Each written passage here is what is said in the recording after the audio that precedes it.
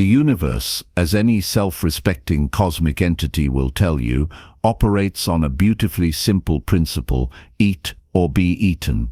It's a rule so fundamental that even black holes follow it, though they're admittedly terrible conversationalists about their dietary habits.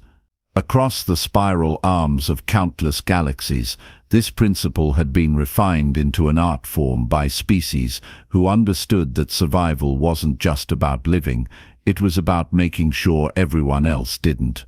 Enter the Zephyrian Empire, a collection of beings who had turned predation into a philosophy so sophisticated they wrote dissertations about it. Standing roughly 9 feet tall, with chitinous exoskeletons that could deflect plasma fire and mandibles capable of crushing titanium, they were evolution's answer to the question, what if nightmares could pilot starships? For 3,000 years, they had methodically conquered 847 star systems, not because they needed the resources, though the rare minerals were nice, but because hunting entire civilizations was simply what apex predators did. The Zephyrians had developed what they called void hunting, which was exactly as ominous as it sounds. Unlike their primitive ancestors, who merely hunted on planetary surfaces, the Zephyrians had learned to stalk prey across the vast emptiness between stars. They would identify promising species, study their weaknesses with scientific precision, and then systematically dismantle their civilizations while the prey watched helplessly.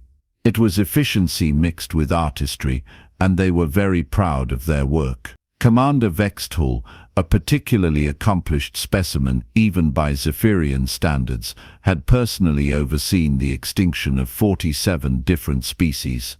His trophy collection included the crystalline thought matrices of the Selenites, the quantum consciousness cores of the Ethereals, and the rather mundane but symbolically important crown jewels of the former Centaurian Republic.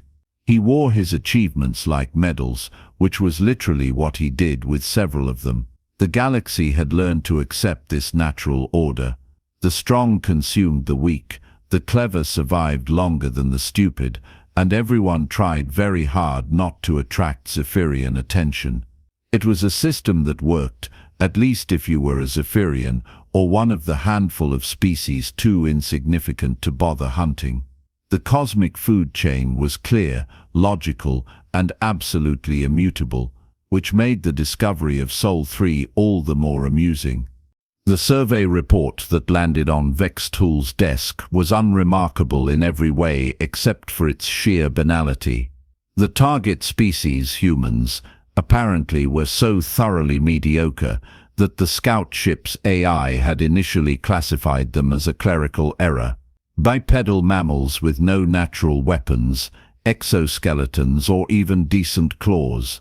Their top speed was laughable, their strength pathetic, and they were so fragile that their own atmosphere could kill them if it got slightly too hot or cold.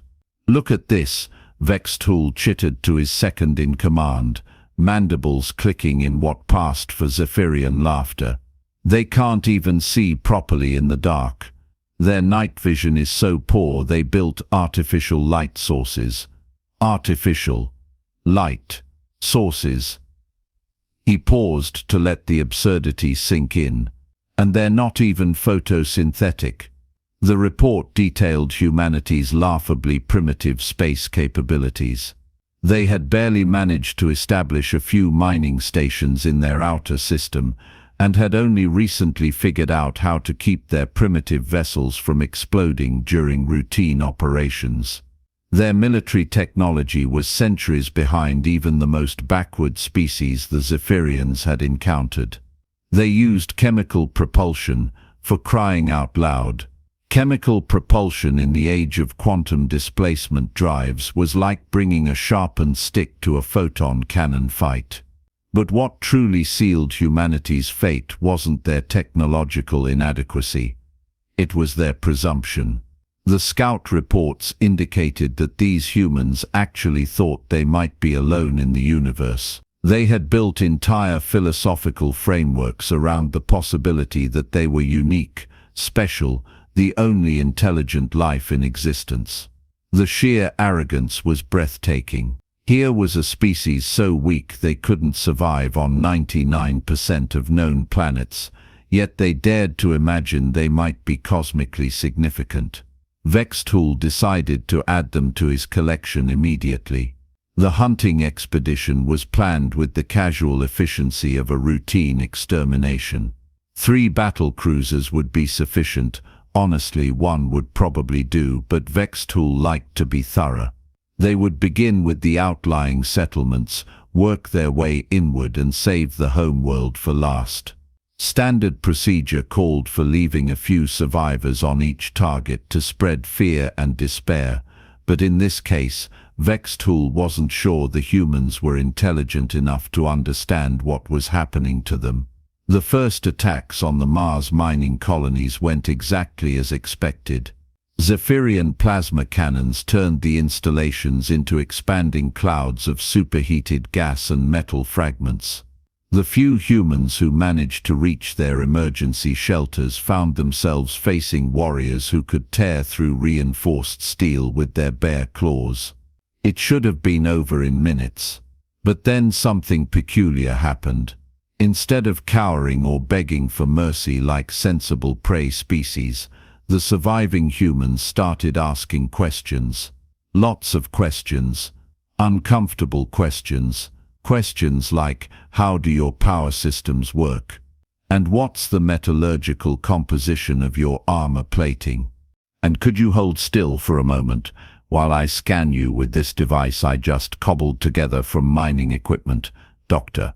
Mikhail Petrov, formerly a xenobiologist who studied extremophile bacteria and currently a man watching his entire worldview get rewritten in real time, had the audacity to treat the invasion as a learning opportunity. While his colleagues were being hunted through the corridors of the research station, he was taking notes, actual notes, on paper, because apparently watching his species' first contact with hostile aliens had given him ideas about electromagnetic pulse vulnerability. Fascinating, he murmured, crouched behind an overturned table while plasma fire scorched the air above his head. Exoskeleton shows stress fractures around the joints, probably a trade-off between protection and mobility. A Zephyrian warrior rounded the corner, spotted him, and raised its weapon.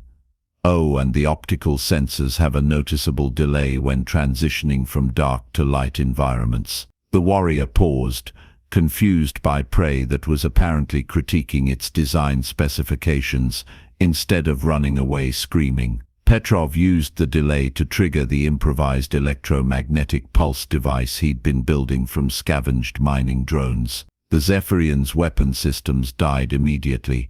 Its armor's power assist failed, and suddenly 9 feet of apex predator was struggling to move under the weight of its own protective shell. Hypothesis confirmed, Petrov said cheerfully, and hit the warrior with a mining laser calibrated to exploit the exact structural weakness he'd identified 30 seconds earlier. This was not how prey species were supposed to behave. News of the anomalous resistance spread through the Zephyrian fleet with the speed of very bad gossip. Humans, it seemed, had a disturbing tendency to adapt, not gradually, over evolutionary timescales, but immediately, in the middle of battles, while being shot at. They would observe, analyze, improvise, and implement countermeasures with a speed that made seasoned warriors deeply uncomfortable. Commander Vextool found himself dealing with reports that made no sense. Human mining vessels, hastily retrofitted with weapons that should have been impossible for them to construct,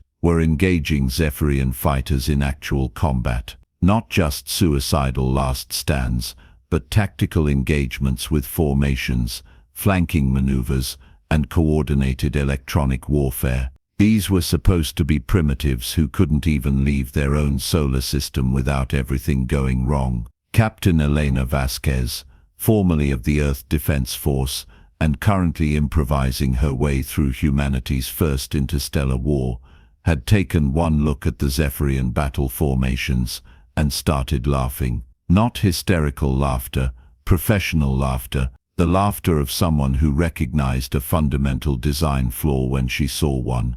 "They're apex predators," she explained to her hastily assembled fleet commanders over a communication channel encrypted with algorithms based on Zephyrian plasma frequency patterns, which means they've never had to fight anyone who could actually fight back. Look at their formations. They're optimized for hunting scattered prey, not coordinated resistance. They're used to being feared. She paused to review the tactical data streaming in from human observation posts scattered throughout the solar system. But you know what apex predators aren't used to? Being prey. The humans began hunting Zephyrian ships. It started small. Human vessels built from mining equipment and held together with what the Zephyrians were beginning to suspect was pure stubbornness would appear from behind asteroids or emerge from the sensor shadows of gas giants. They would engage briefly, inflict damage with weapons that shouldn't have been capable of penetrating Zephyrian armor, and then disappear before reinforcements could arrive. But it escalated quickly. The humans had apparently decided that the best defense against a superior enemy was to study that enemy very, very carefully and then use the resulting knowledge to make their lives miserable. They began tracking Zephyrian patrol routes, anticipating supply runs, and demonstrating an unsettling ability to predict where the next attack would come from. Worse, they started leaving survivors. Not out of mercy, the survivors were left with very specific messages. Messages like, "Tell your commanders that the humans know about your secondary power coupling vulnerabilities and inform your fleet that we've reverse-engineered your communication protocols, and most disturbingly, let them know we're coming." The psychological warfare was devastatingly effective. Zephyrian warriors, bred and trained to be the ultimate predators, found themselves jumping at shadows and checking their equipment for signs of human sabotage. Every engagement brought new evidence that the prey had somehow become the hunter, and that the humans were getting better at it with terrifying speed. Commander Vextul received increasingly frantic reports from his subordinates. Human ships were appearing in impossible locations. Their weapons were improving between battles, not over months or years, but literally between one engagement and the next. They seemed to have an inexplicable ability to anticipate Zephyrian tactics and develop countermeasures before those tactics were even fully implemented. "Sir," his tactical officer reported during what would be their final staff meeting, "the humans have been tracking our movements across multiple star systems. They know our supply routes, our communication schedules, and our fleet positions better than we do." Vextul's mandibles clicked nervously. "How is that possible? They don't even have faster-than-light travel." "Actually, sir, they do now. They reverse-engineered our displacement drives, using salvage from the ships they've been destroying." The revelation hit Vextul like a plasma torpedo to the thorax. In less than 6 months, humanity had gone from a primitive species barely capable of interplanetary travel to a spacefaring civilization with technology derived from studying their attackers. They hadn't just adapted to the threat, they had consumed it, absorbed it, and turned it into a weapon. The final engagement took place in the void between Jupiter and Mars, a confrontation that would later be studied in military academies across the galaxy as a textbook example of how predator and prey relationships could be catastrophically misidentified.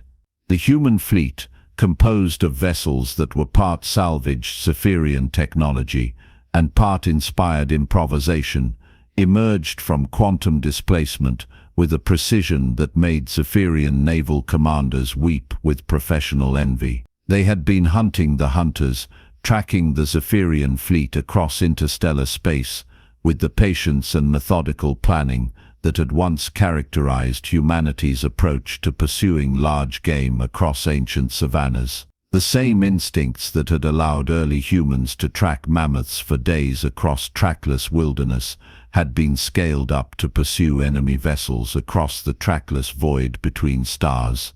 Captain Vasquez opened communication channels to the Zephyrian flagship with a message that would echo through galactic history.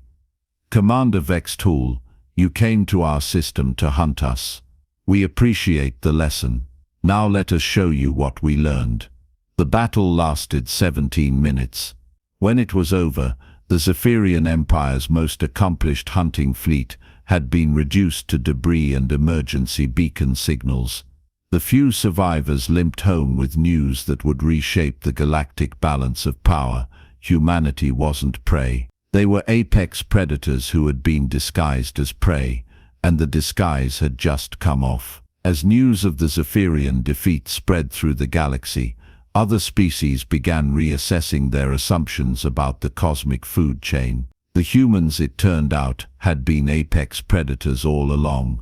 They had just been hunting in a smaller ecosystem. When introduced to a larger hunting ground, they had simply scaled up their operations with the casual efficiency of a species that had spent millennia perfecting the art of pursuit, adaptation and conquest. The universe's new apex predator had been hiding in plain sight on an unremarkable planet in an unremarkable star system, quietly developing the most dangerous hunting skill of all, the ability to learn from their prey faster than their prey could learn from them. And somewhere in the void between galaxies, the cosmic food chain found itself in need of significant revision.